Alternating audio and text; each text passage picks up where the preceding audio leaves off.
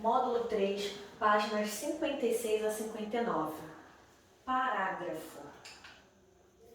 Observe com atenção cada uma das imagens a seguir.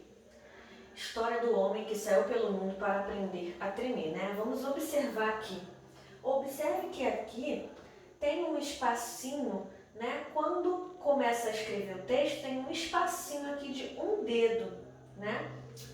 Aqui também, escolas adotam um novo mapa-mundi, né? Tem esse A grande, mas ele está afastado, né? Vamos reparar que as outras palavras, elas estão vindo até aqui, né? Um pouco mais atrás, e esse tá mais à frente. Aqui, né? Acabaram de introduzir o assunto que vai tratar, né, o texto. Aqui na introdução, depois eles afastaram mais um espacinho, né?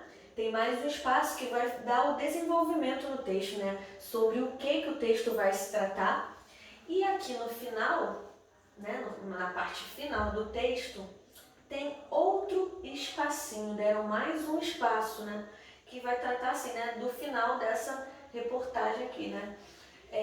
Esses são os chamados parágrafos, tá? Quando a gente dá esse espacinho no texto, esse espacinho é chamado de parágrafo, tá? Então aqui eu tenho um parágrafo, aqui eu tenho outro parágrafo, né? O segundo parágrafo, e aqui eu tenho o terceiro parágrafo, tá? Então isso significa parágrafo, esse espacinho na hora de escrever. Aqui também temos, né, um parágrafo, dois parágrafos, 3, 4, 5, 6 parágrafos, 7, 8, 9, 10, 11, 12, 13 parágrafos, né? Nós temos 13 espacinhos. E aqui não, ó, né? Nessas aqui, ó, a gente pode reparar que vieram, as palavrinhas estão atrás, um pouquinho atrás do que nessas aqui, né? Nessas linhas aqui. Então, as que estão na frente são os parágrafos.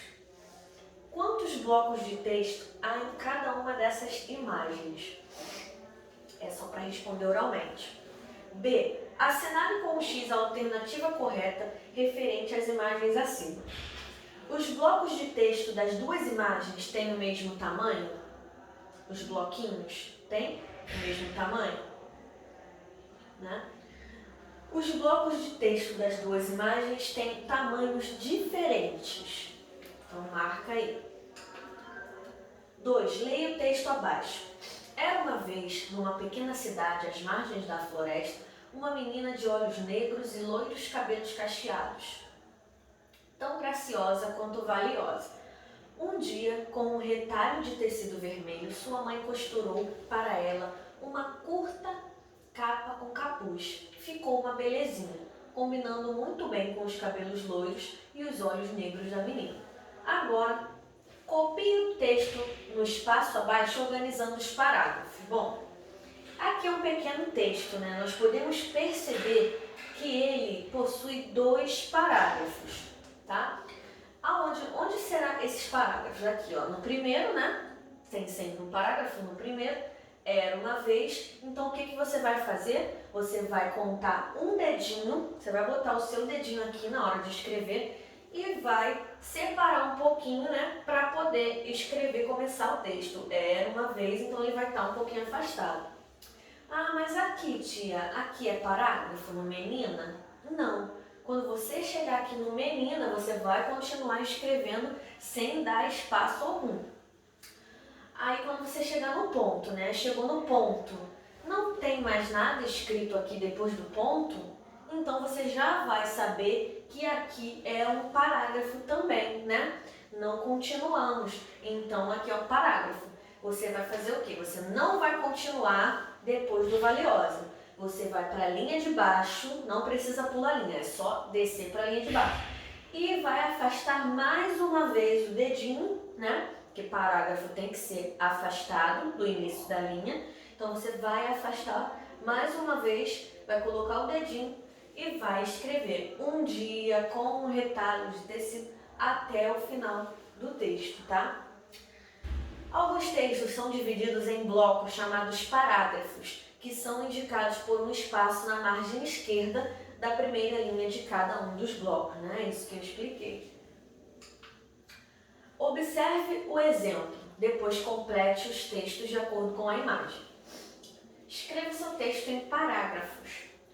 Ó, aqui está parágrafo, né? Está afastado, aqui outro parágrafo e aqui outro parágrafo. Esta é a ararinha azul. Ela é um dos animais mais ameaçados de extinção do planeta. O ambiente natural dela é a caatinga. Ela gosta de comer flores, frutos e sementes. Este é o mico-leão dourado. Ele também está ameaçado de extinção. Bom, então você vai pesquisar, né? Onde que ele vive, né? Porque aqui já está dando um exemplo do que falar sobre esse animal aqui. Você vai pesquisar onde que ele vive e o que ele gosta de comer. E aí você vai separar o parágrafo, tá? Vai botar o dedinho e vai escrever separado dessa distante, um pouquinho distante desse início aqui. Igual tá nesse texto aqui.